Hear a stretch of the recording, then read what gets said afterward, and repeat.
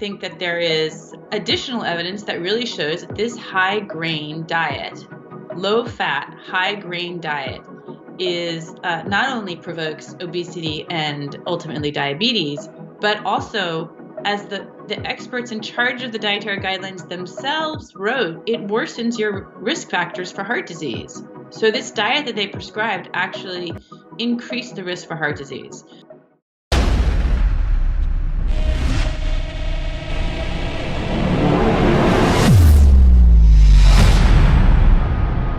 Hey guys, today we have a very special guest with us. She is Nina Teicholz. Nina Teicholz is an investigative journalist. Guys, remember that she is an investigative journalist, not a regular journalist who reports what's going on, but rather investigates and discovers the truth behind the news. She is also an author and executive director of the Nutrition Coalition, a non-profit group that promotes evidence-based nutrition policy. As a well-known published expert on nutrition policy, she has presented testimony to both the Canadian Senate and the US Department of Agriculture, and she lectures internationally on a variety of topics. Nina has been widely recognized for changing the conversation on dietary fat and particularly saturated fat following publication of her internationally bestseller, The Big Fat Surprise, which was named a best book of the year by The Economist, The Wall Street Journal, Forbes, Mother Jones, and Library Journal, as well as a finalist for the Investigative Reporters and Editors Annual Book Award. I highly believe that Nina is on a mission to change the world for the better. I'm very happy to invite Nina to the show. Thanks, Nina, for coming to the show. Thank you so much for having me. I look forward to talking. Nina, before we go into the interview, can you say where can people connect with you? Yes, I'm on Twitter at my hashtag is not my hashtag. My handle is Big Fat Surprise. I'm also at www.ninateichholz.com, and I think you can just. Well, I'll just spell my last name, which is Teicholz, or maybe you say Z. So I can be found in both those places. And I also, if we talk about the Nutrition Coalition, which is the nonprofit that I founded and currently run, that is nutritioncoalition.us. Yeah. Thank you so much for sharing that, Nina.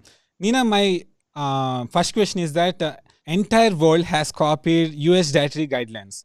So do you think that it is a good idea? The U.S. Dietary Guidelines is a policy that started in 1980. And basically, that was the first time anywhere in the world that a government decided we need to tell people how to eat. It's not enough that they rely on their own food traditions and their own ways of eating, because the immediate cause was that they were worried about the rise, the very start of the obesity epidemic, and also about heart disease, and they wanted to prevent these diseases.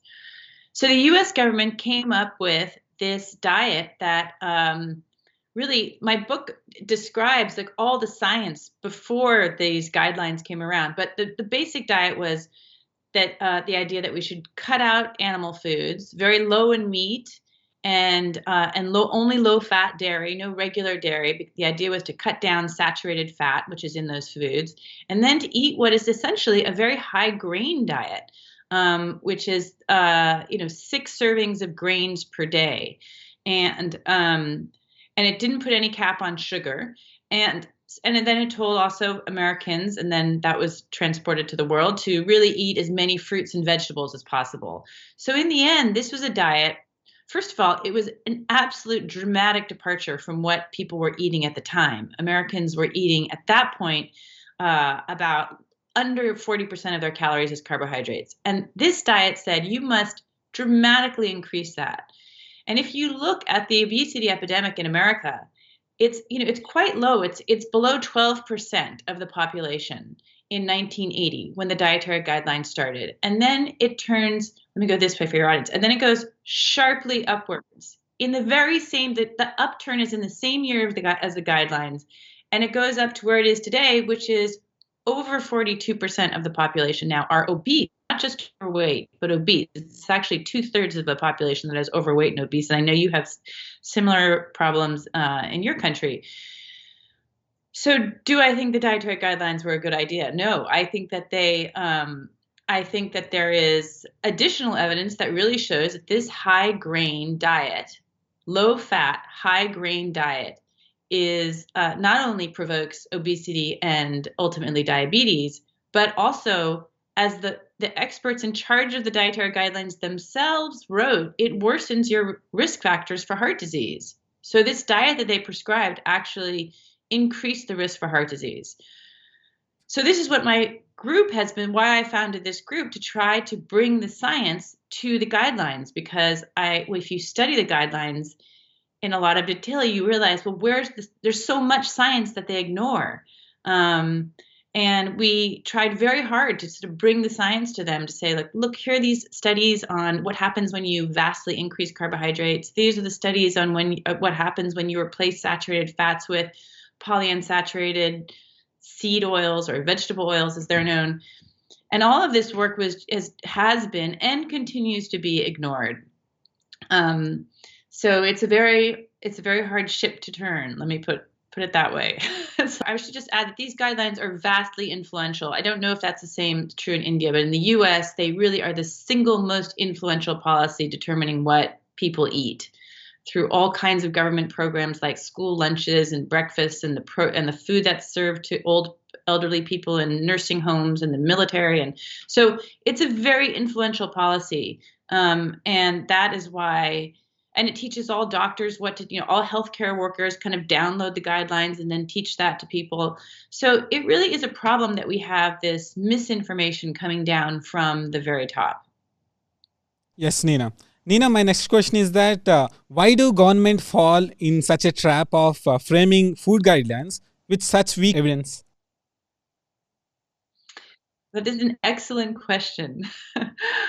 I think that there are numerous reasons for why the government has fallen into this trap, as you say, or has been misguided. One of them is that there was a sense of public health emergency, this idea that heart disease was out of control.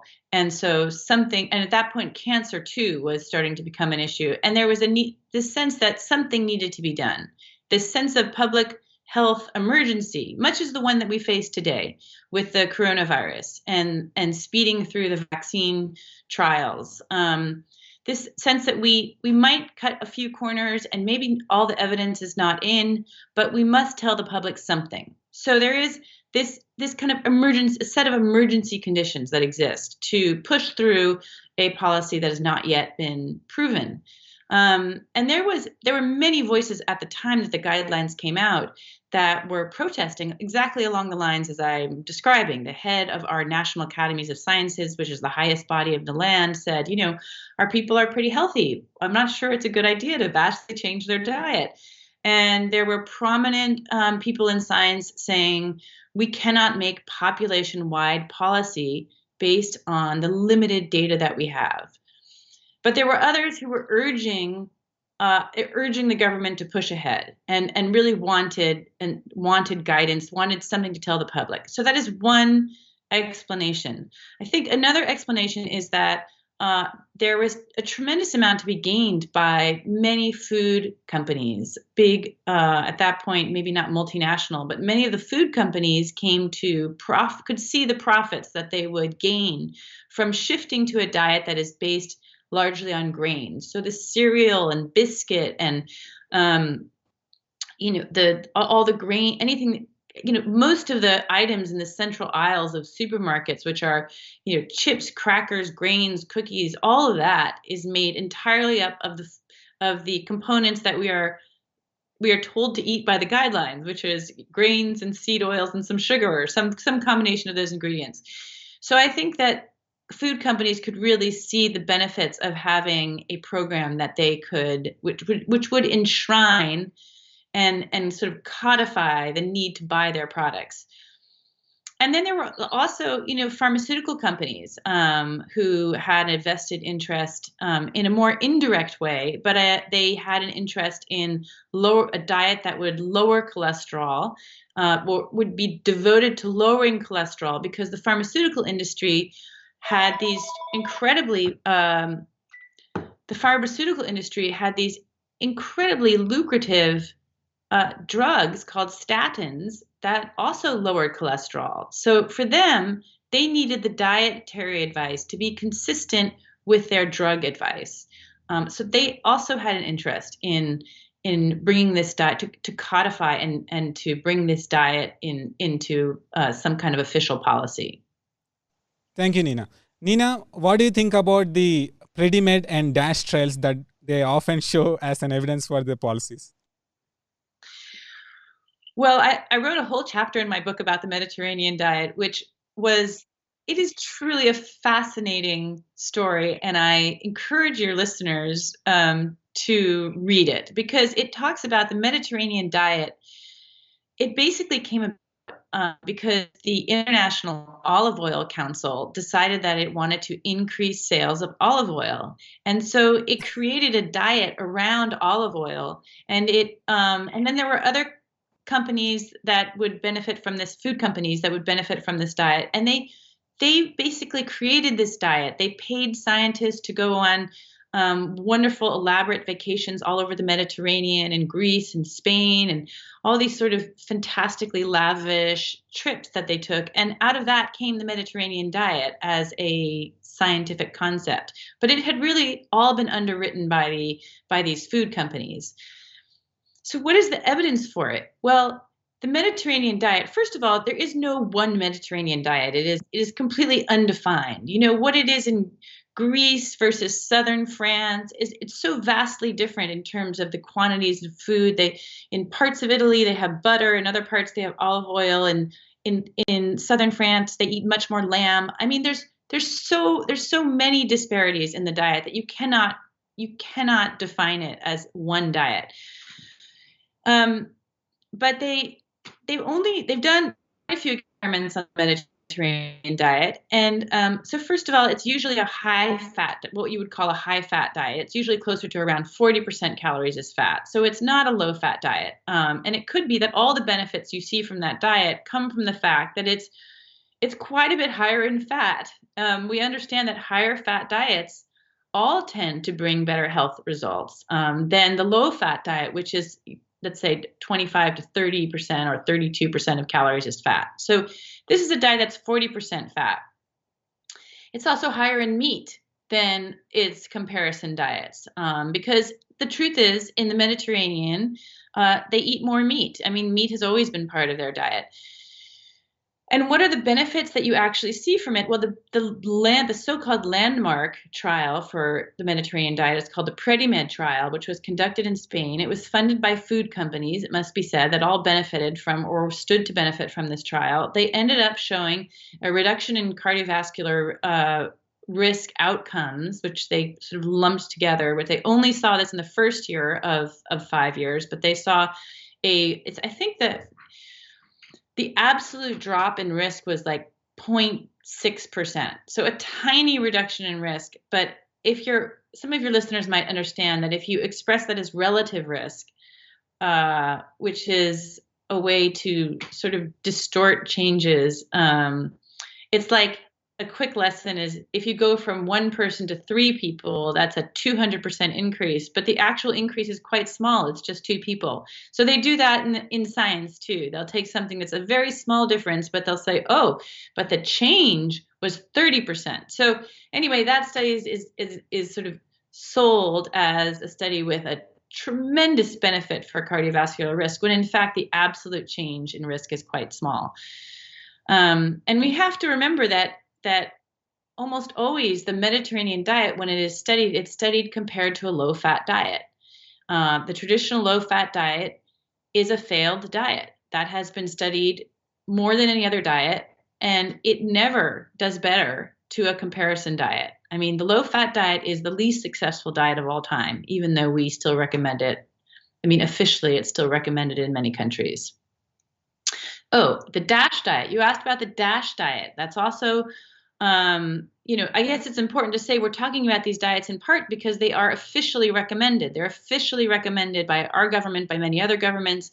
The DASH diet is called the Dietary Alternative to Stop Hypertension, DASH, and it was designed by the American Heart Association, and it is basically a low-fat diet with also a reduction in salt.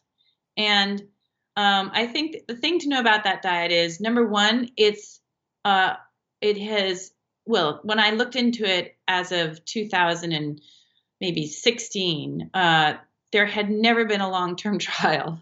There had been no trials.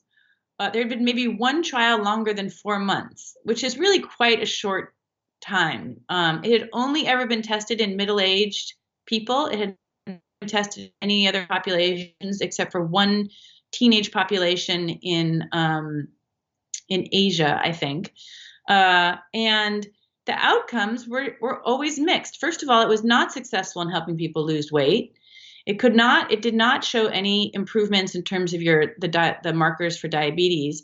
And in terms of heart disease, which was the main focus of this diet to try to improve the outcomes for heart disease, it was mixed, because although people's so-called bad cholesterol, the low density lipoprotein, LDL cholesterol, although that dropped, the diet consistently causes a drop in your good HDL, which is your good cholesterol, your HDL, high density lipoprotein. So if your HDL is dropping, that is a sign of increasing heart attack risk. And LDL, I will say, is quite disputed. But so you at least, and often in these diets, people's triglycerides, which is a measure of the fatty acids circulating in their blood, which are quite a strong indicator of cardiovascular risk, their triglycerides would go up. So you have HDL falling, triglycerides going up, both indications of worsening heart disease risk. And the researchers just sort of ignore those bad effects, and they focus on the good effect of LDL. So I think that those trials have very mixed outcomes. I think it's been shown that your HDL and your triglycerides are more predictive of heart attack outcomes than your LDL. I don't know if I'm getting too much in the weeds here, but I think those trials are not generalizable to large populations, because it's only been tested on middle-aged hypertensive people. I'm not sure if I said that earlier. And the results are clearly mixed, or null in terms of weight loss. Yeah. Thank you, Nina. Nina, what kind of challenges did you face when you are discovering this truth about nutrition? Well, I think that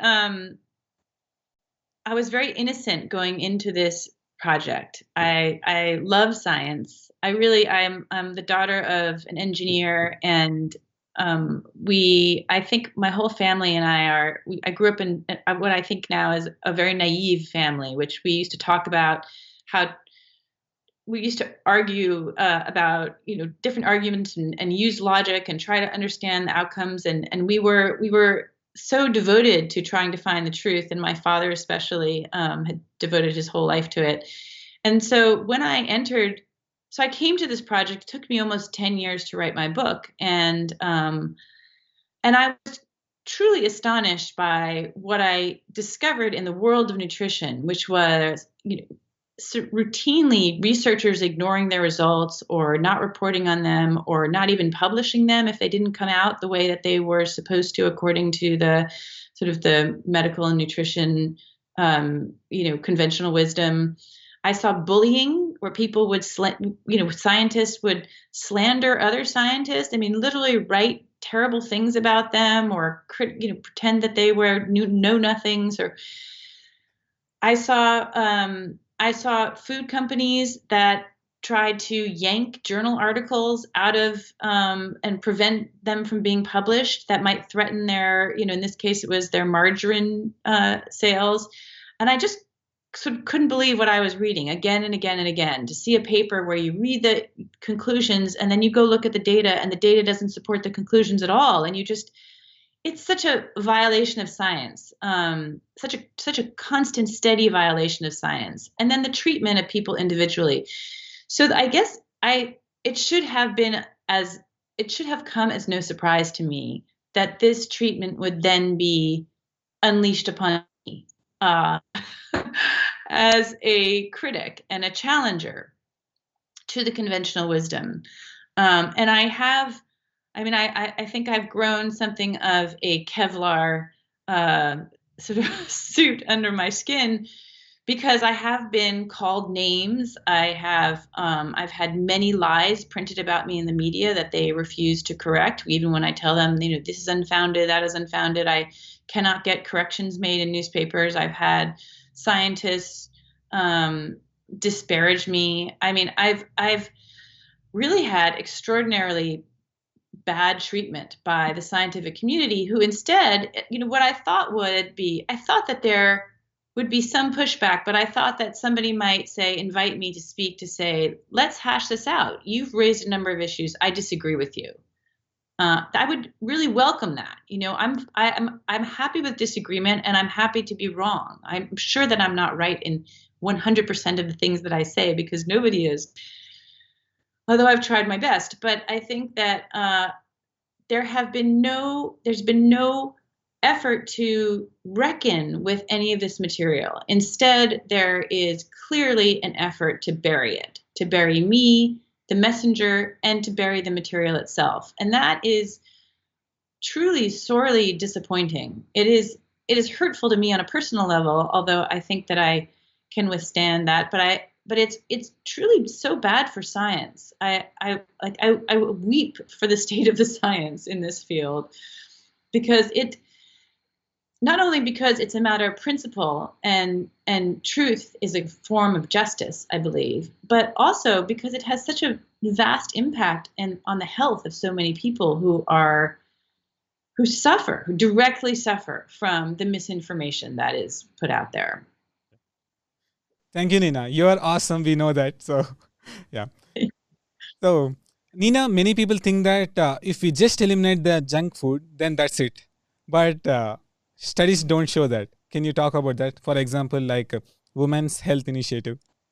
Yes, that's a very good question. I think that it is true that if you're living on junk food, if you're eating sugary cereals and you're having, potato chips for lunch, and if you're really truly living on junk food, then switching to whole foods always shows an improvement. But I think that there are far more people who are not those junk food junkies, and they know that getting rid of sugar would be good. But there is a really large number of people who are trying to do the right thing. They're eating lots of fruits and vegetables. They're trying to eat low fat. They eat whole grains, quinoa, and all kinds of grains, and they reduce their meat. They drink low-fat milk. They have low-fat milk with cereal in the morning or oatmeal, and that diet does not bring them good health. In fact, they gain weight on that diet while they're doing their best and they're going to the gym. So, and they should know. We should all know that this is the case, because that low-fat diet, high in grains, high in fruits and vegetables, low in meat and low-fat dairy, that diet has been tested. It has been tested in multiple randomized controlled clinical trials, which is the gold standard of tests, on more than 50,000 people. So this diet, over a period of 8 years, that's a very long-term clinical trial, the major one on this, which is called the Women's Health Initiative. At the end of that trial, they could find absolutely no benefit. There was no benefit for weight loss, no prevention of diabetes, no prevention of heart disease or cancer. And the trial was actually primarily a cancer trial. It was powered, they say, for cancer. That means it had enough people and enough time to show cancer outcomes, but it did not prevent cancer. And so that trial, which was confirmed by other trials that also showed no benefit of the low-fat diet, tell you that diet doesn't work. And for many people, even though they're eating healthy, they're not eating cakes and cookies and sweets and potato chips. They are not getting healthier. They are slowly getting worse. And that is because the low-fat, high-grain, high-carbohydrate diet is not a diet that promotes health, period. There are some people, I shouldn't say period, I should say, on average, because there is there's no one size fits all reaction to diet. There are people who live on a low fat diet for a long time, and their metabolism is able to they're able to stay thin and healthy on that diet. But for the vast majority of people, it is not a healthy diet. Thank you, Nina. Nina, my next question is that can you share the origin story of vegetable oil? Vegetable oils. This is an interesting story that really, I think that my book was really maybe the first one to really reveal this story that people hadn't understood, which is that vegetable oils had not been used for human consumption. For most of our history, including up until the 20th century, we consumed mostly butter and lard, and in India, I think probably coconut oil or other forms of natural fats. Yeah, ghee. Ghee, right, of course.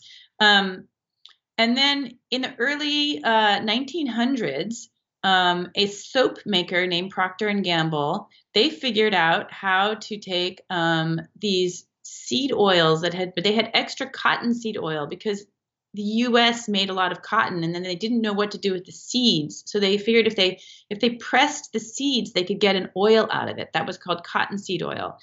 And initially, that oil was used to lubricate large machinery.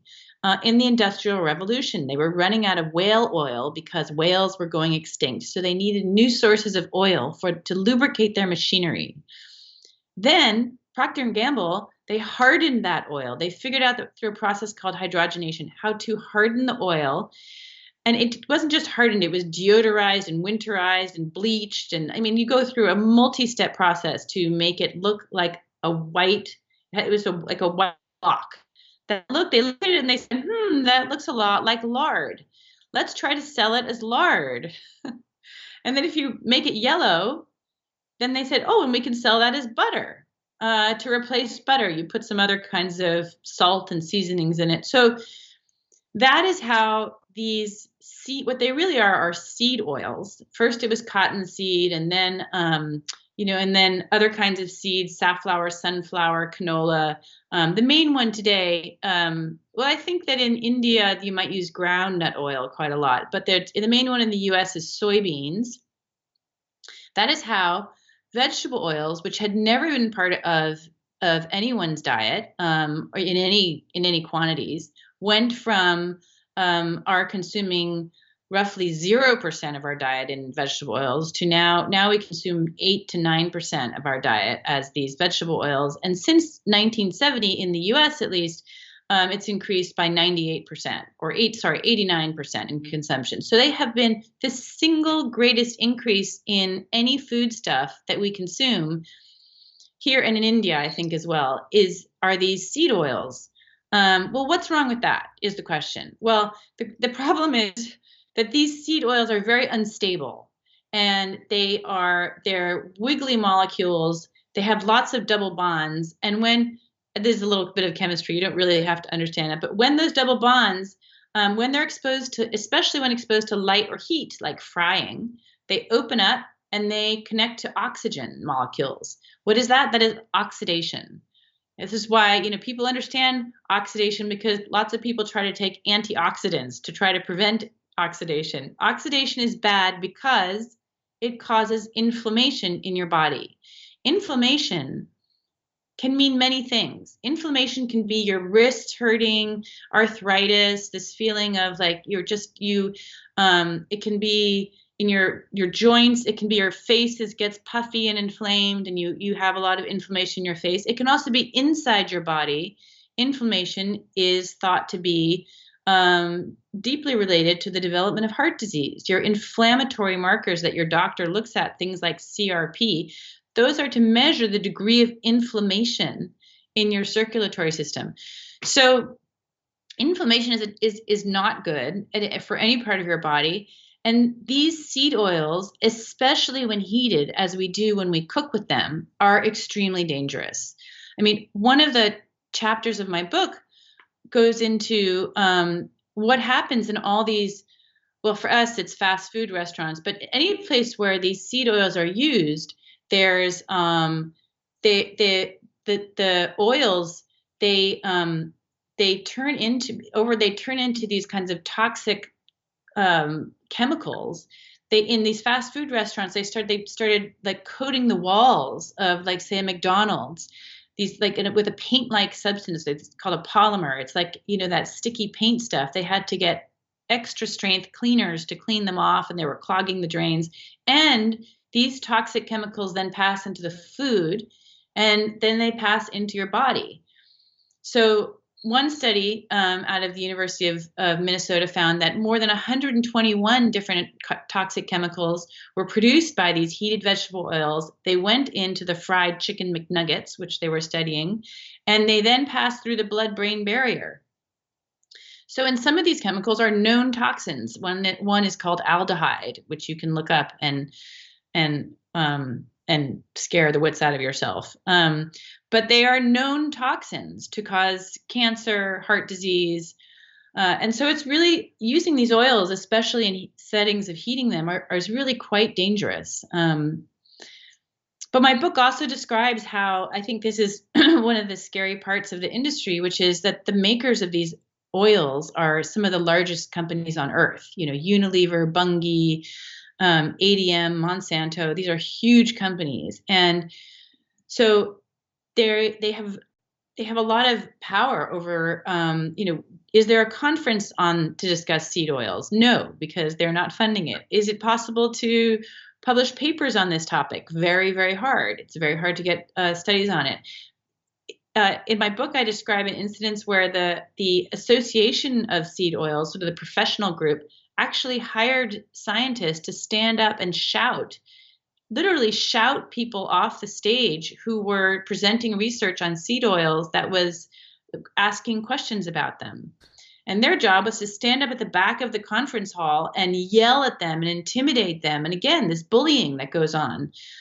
So that one of the scientists I interviewed hundreds of people for my book, but one of the scientists I interviewed, I eventually found him on a ranch in Texas. And I said, well, are you not working in science anymore? And he said, I was screamed at and yelled at, and it was impossible to get research funding for the work I was doing on seed oils. And so it was so unrewarding that I left. And now he was raising cattle instead. So I think the dangers of seed oils have been really not well researched and are very very worrisome, especially in the quantities, because of the quantities that we consume them in. Thank you, Nina. Nina, why can't medical professors, for example, professors in the medical school, talk about low carb diets and etc.?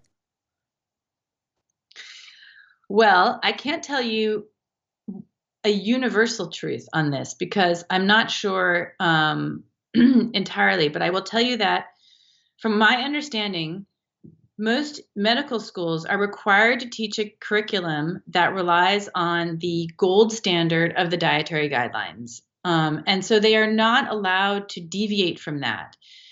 This is not a hard fact that I have not researched this in great detail, but I will tell you an anecdote that confirms it, which is a doctor friend of mine or a medical student who was in a lecture on nutrition. Doctors get very little, they study very little about nutrition. They mainly study about drugs. But on their one day of nutrition, the lecturer was talking about low fat diets and the Mediterranean diet and the DASH diet. And afterwards, this student went up to the professor and said, "Doctor, have you not heard about the low carb or ketogenic diet? There's so much literature about it, scientific literature out about it now." And he said, the professor responds, "Well, I myself am on keto," he says, "but I am not allowed to speak of that to you in this audience." So this is also why the dietary guidelines have to change, because they have a stranglehold on information and education so that it's impossible for people to learn otherwise. I think people are currently learning sort of through social media, on the internet, or their neighbor down the street loses 50 pounds and they say, "Well, how did you do that? Nobody I know knows how to lose weight." So it's just spread by of mouth now because it's really not allowed to spread through, for the most part, official channels. Thank you, Nina. Nina, can we reverse type 2 diabetes with low carb diet? Yes, it is possible to reverse type 2 diabetes. There are 3 ways to reverse type 2 diabetes. And I'm going to quote here from a lecture by Dr. Sarah Halberg, who is the lead investigator on what I think is the most important ever study to take place on type 2 diabetes. Her study is put more than 250 or 300 people on a ketogenic diet, which they support by using an app on a phone. So you're in constant touch with your doctor, which is important because when you drop your carbohydrates, you need to reduce your medicines quite quickly, and you need to have kind of constant medical attention. And their study population was not the kind of population that is usually chosen for these experiments, people who are just on the verge of being of getting diabetes. Her study population had, on average, been with type 2 diabetes for an average of 8 years. So these people had been living with it for a long time. And after 10 weeks only, they were able to reverse the diagnosis of diabetes in over 50% of that population. And they were able to sustain that for their last results were published at 2 years, but they've been able to, I know that their results at like 3 years now show the same thing, that more than half the population is able to reverse the diagnosis and or let's say put it into remission. If these people go back to eating large amounts of grains and sweets, they will probably see their diabetes come back. However, these people also got off 98% of their medications, so they were no longer taking insulin and other medications. And that's crucial because insulin provokes weight gain and worsens the cycle of sickness. So that is one way to reverse diabetes. And, for many people, being on a low carb or ketogenic diet is, it's the magic of it, if I will call it magic, or the reason that it works so well is that there is no hunger. What causes people to go off diets is that they get hungry. Nobody can be hungry. Most people can be somewhat hungry for about 6 months, and then they just can't be hungry anymore, and the body rebels, and you start eating more. That's why most diets, you'll see weight loss for 6 months, and then it goes back up. The lack of hunger makes that diet sustainable. The other 2 ways to reverse diabetes are bariatric surgery has been shown to do it, but expensive, highly expensive, and with many worrisome complications, real complications down the line when you lose part of your body. And the other way, which has been embraced in the United Kingdom, is to go on a permanent starvation diet of about 800 calories a day that is comprised of shakes and like liquid meals. Which, whether that, their 2 results show people unable to sustain that diet, which is not surprising to me because 800 calories a day is, well, all I know is that anybody in your neighborhood or in your family would not want to be around you for much because it makes people so unhappy. I want to say, like, the promise of being able to reverse diabetes, which is such a scourge in so many nations, is tremendous. And yet we, those of us who are trying to talk about it or suggest that people be open to this idea have met with almost complete disinterest. Just no curiosity, not even asking questions, not even saying, well, what about this diet? Instead, there's a long-standing bias against it that goes back for decades. But there's I believe there's an active campaign to try to, let's say, vilify this diet because it does fly in the face of so much conventional wisdom. So you can see there are active PR campaigns and other campaigns to try to villainize low carb.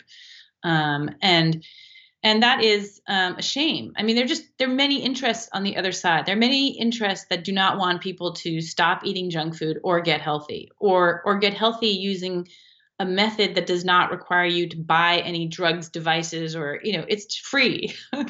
Nobody makes money off of it.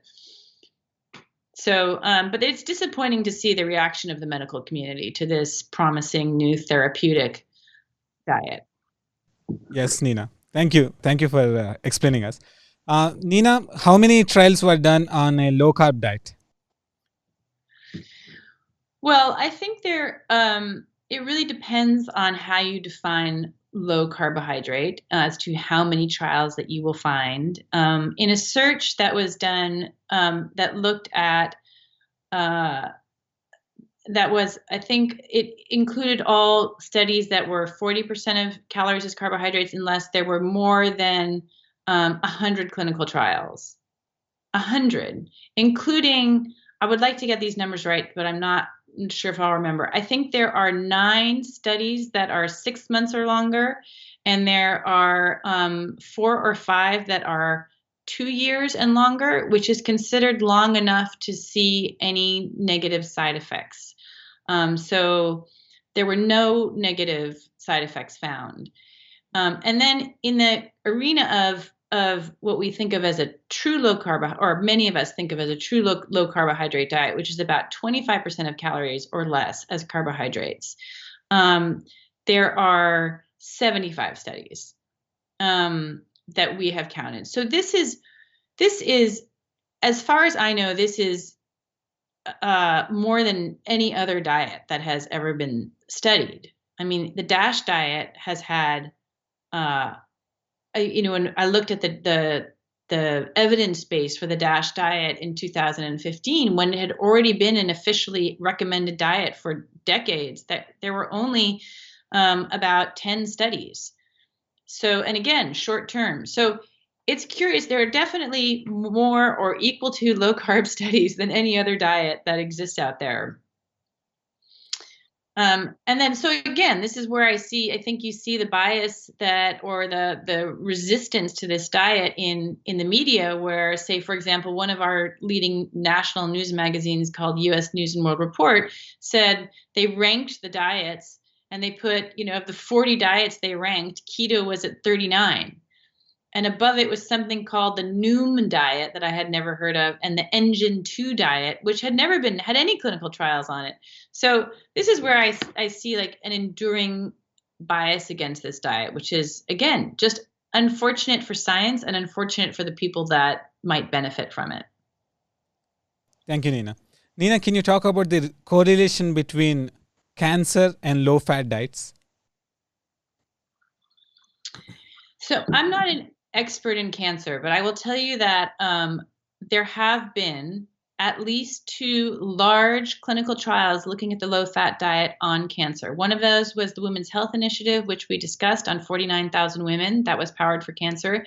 The other was a lesser-known trial called the Polyp Prevention Trial. Both these trials were funded by the National Institutes of Health, which is our highest scientific, it's the government. The Polyp Prevention Trial was I think that trial was for 9 years, and it was meant to prevent cancerous polyps from reoccurring. And it was specifically for the cancer of the prostate. And both of those trials showed no effect. So no ability to prevent cancer at all. So a low-fat diet, high in fruits and vegetables, high in grains, low in meat, low-fat dairy, that diet does not prevent cancer, according to the information that we have. Yes, Nina. But people also found out that the low-fat diets continue to correlate with cancer rates, high cancer rates, in the long term. Yes.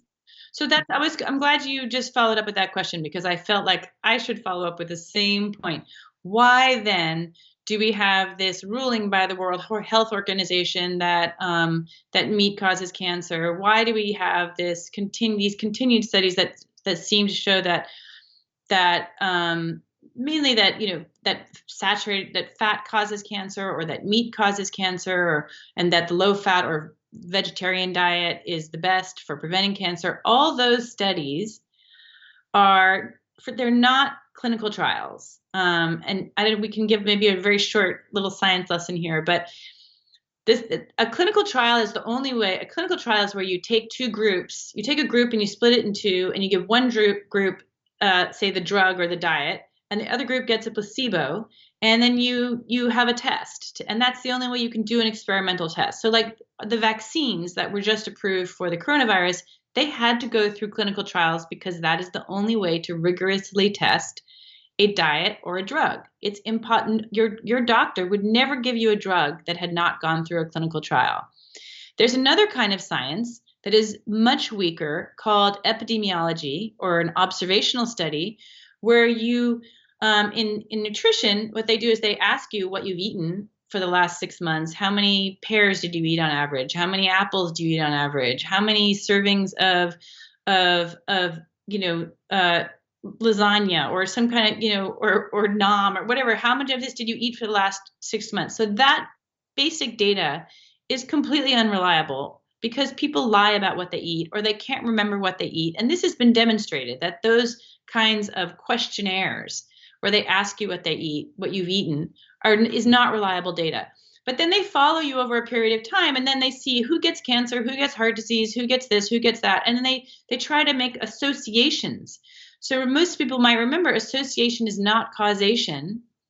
And you don't know if that person gets cancer, if it was the meat, if it was something else in their diet, was it the seed oils, was it the sugar? Many of these epidemiological studies don't even measure sugar. The biggest ones in the United States don't even measure sugar accurately. So we don't even know how much sugar those people are eating. Maybe it was the sugar that was provoking the cancer. Or for all those studies that think it's meat, well, meat eating is also associated with lower, people don't exercise as much, they smoke more, they're more likely to have other unhealthy habits, because if you're eating meat, especially if you've been eating meat like for the past 30 years, you've been ignoring everything your doctor tells you. So you're the kind of person who does not do what they're supposed to do in many ways. You don't take your medicines, you don't go, you don't get preventative doctor's visits.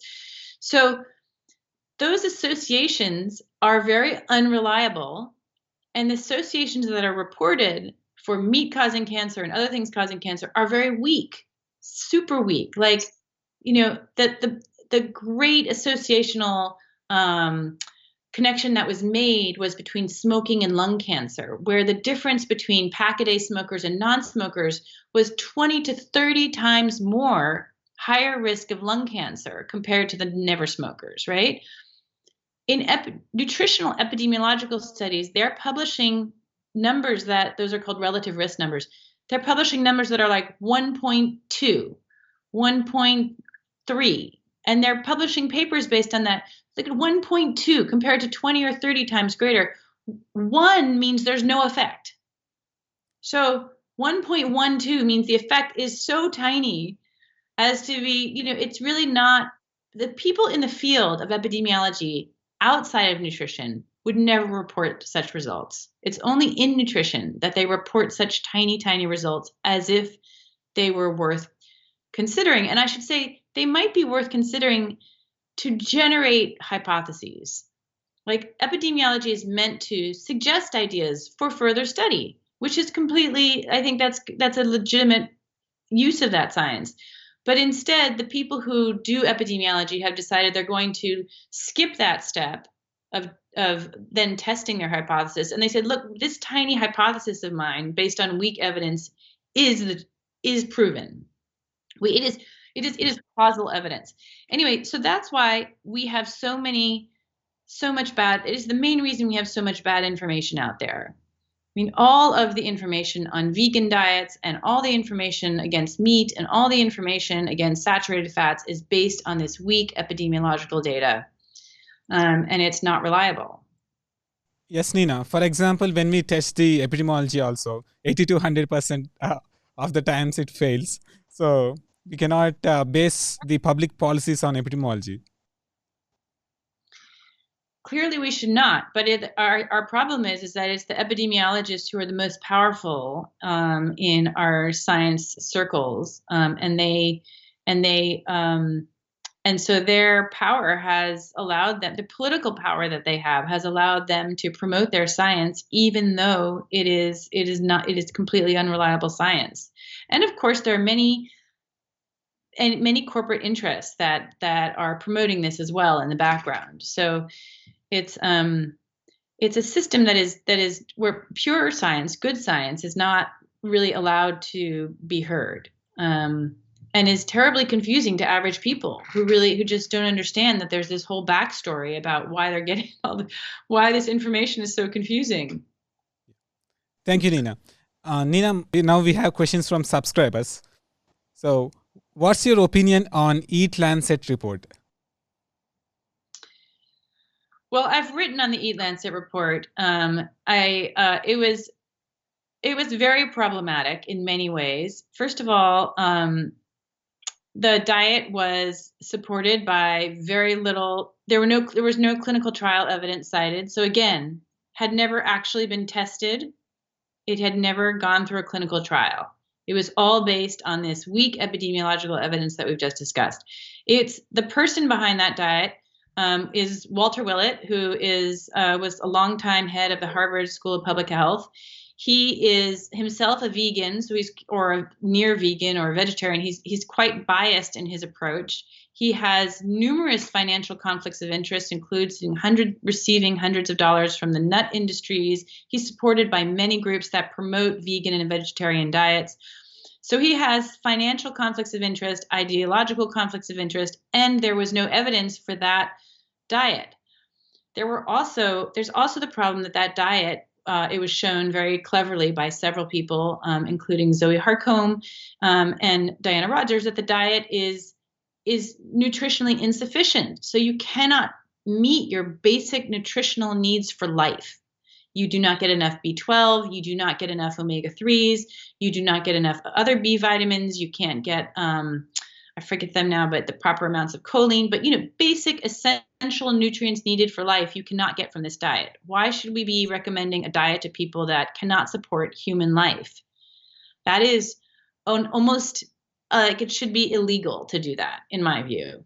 We also found when we did a little digging that there's a World Business Development Council or Global Development Council that is sort of connected to Davos, the wealthiest people in the world who meet at Davos, that they had formed this group of multinational businesses, some of the biggest companies in the world, who were backing this diet.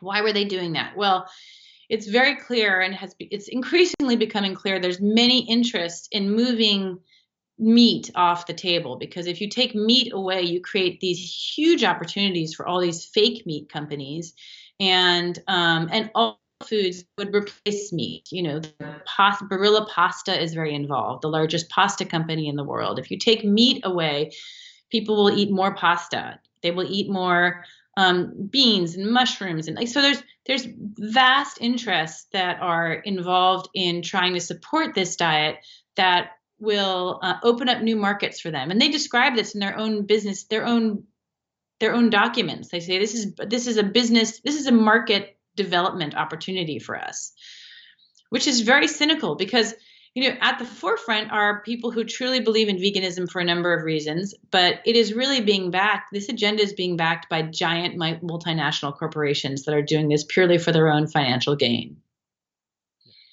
which is, I'm very scared of this diet, because the United Nations has now taken it on, and they are, in June of this year, they are going to try to pass a document that says that all countries in the world need to adopt this diet. And it's just extremely worrisome that they would impose a nutritionally insufficient diet on all people, not to mention the loss of all of our cultures. Food is a form of culture. Should we all be eating this vegan? How do we all adapt to a vegan diet that we have no history of that in human history? And one of the main promoters of this effort by the United Nations is something called the Good Food Institute, which is a huge lobbying group. It's an international lobbying group that exists to promote lab-based meats. So again, the financial interest It's very unclear if this is for the health of the people or really for business interests. So this is something that's called part of the Great Reset, where they want to reset society to follow new rules according to the United Nations. So it seems as if there will always be enough work cut out for those of us just trying to eat sensibly and remind people that there's no one size fits all. Yes, Nina. Nina, thank you for explaining that. And we have one more question from subscribers. They're asking that many nutritionists and doctors are advising different things. How to know what is the right advice? Well, I think that that first of all, we should go back to the concept that everybody's different and people respond differently to different diets. And one of the beautiful things about diet and nutrition is that everybody can do their own experiments. It's not like other areas of science where, say, like environmental pollution, we cannot do our own experiments on pollutants in the air. We don't have the equipment, but everybody can experiment on their own diet. If they have been eating in a way that does not make them feel healthy, they are overweight, they're tipping into diabetes, they have their cholesterol doesn't look good, or their various lipid factors, then it is worth trying a different diet. So, I think the clinical trial evidence shows that for most people, reducing carbohydrates, the therapeutic reduction of carbohydrates, maybe to some low level, maybe to a ketogenic level, which is 20 grams or fewer of carbohydrates, and then generally increasing fat, but for other people, increasing protein seems to do better for them. That diet has consistently been shown in clinical trials to do better than a low-fat diet or any other comparative diet. It's been compared to the Mediterranean diet, and the low-carb diet has done better. It consistently does better. So I think that I think it's just worth trying. And then if it doesn't work for you, I highly suggest for anybody trying it to get involved in a support group where people have done this, because there's many, many ways to make mistakes. People will not realize that fruit is high in sugar. People who get continuous glucose monitors tend to really do well because they can understand exactly what spikes their blood sugar.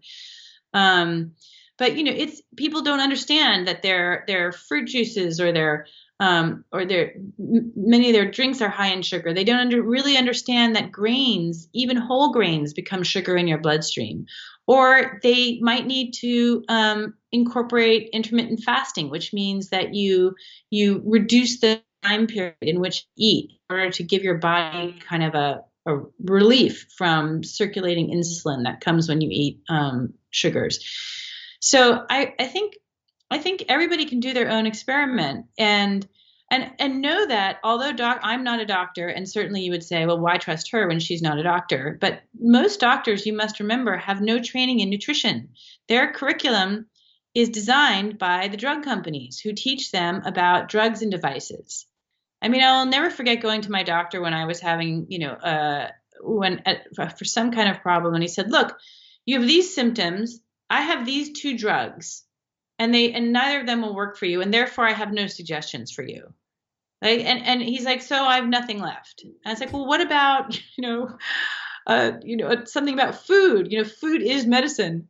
So your doctor knows very little about nutrition, despite his or her degree, and that is unfortunate. But I definitely would join a community like Reddit or some community on Facebook or some place where people have direct experience in doing this diet. Thank you, Nina. Nina, one question on my end. What kind of response did you get from US Dietary Advisory Committee after your oral testimony? We have been working on trying to get science to the US dietary guidelines for the past 2 years, really. And they have simply ignored everything that we did. Let me just give you 3 examples of what they ignored. They ignored every single study on low carbohydrate diets except for one. They said they could not find any low carbohydrate diet studies. They used some kind of exclusion criteria to exclude every single one of them. They ignored the last decade of science on saturated fats. There are now more than almost 20 papers reviewing all the clinical trials on saturated fats showing that they have no effect on heart disease or cardiovascular death.